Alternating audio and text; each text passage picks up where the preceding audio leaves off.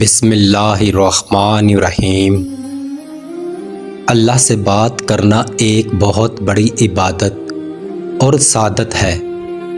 انسان جب اللہ کے ساتھ اپنے دل کی بات کرتا ہے تو اس کی زندگی میں سکون اور اطمینان آتا ہے۔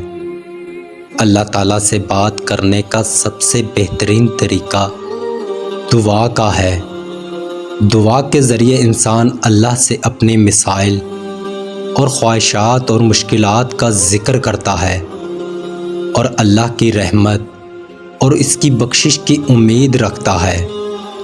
اسلام میں ذاتی ترقی کی بنیاد ایمان اور عمل پر ہے۔ ہمیں اپنے اخلاق اور عمل پر بہتری لانے کی کوشش کرنی چاہیے تاکہ ہم اللہ کی رضا کے قابل بن سکیں۔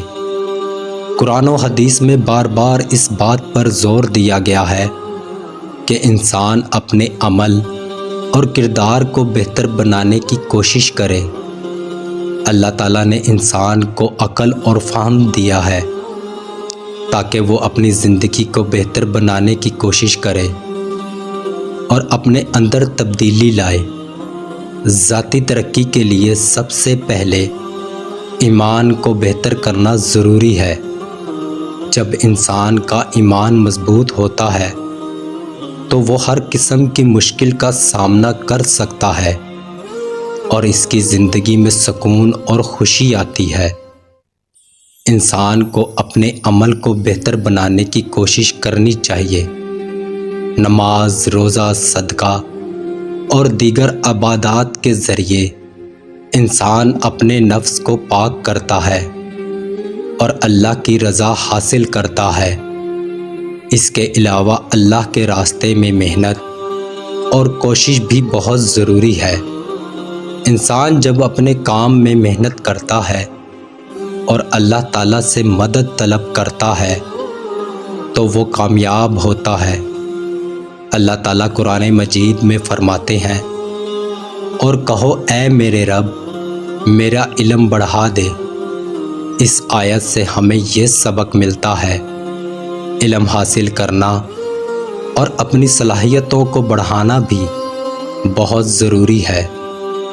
دوسری طرف اللہ کی رضا کے لیے ہمیں اپنے اخلاق کو بھی بہتر بنانا چاہیے۔ صدقہ دینا، لوگوں کے ساتھ حسن سلوک کرنا اور دوسروں کی مدد کرنا، یہ سب اللہ کی رضا کی علامتیں ہیں۔ جب انسان اپنی نیت کو درست کرتا ہے اور اپنے ہر کام میں اللہ کی رضا کو مد نظر رکھتا ہے تو اس کی زندگی میں کامیابی اور خوشی آتی ہے۔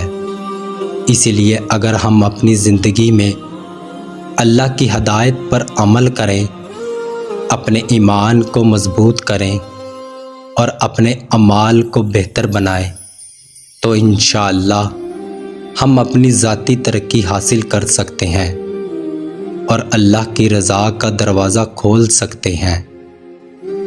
دعاؤں میں ہمیشہ یاد رکھیے گا۔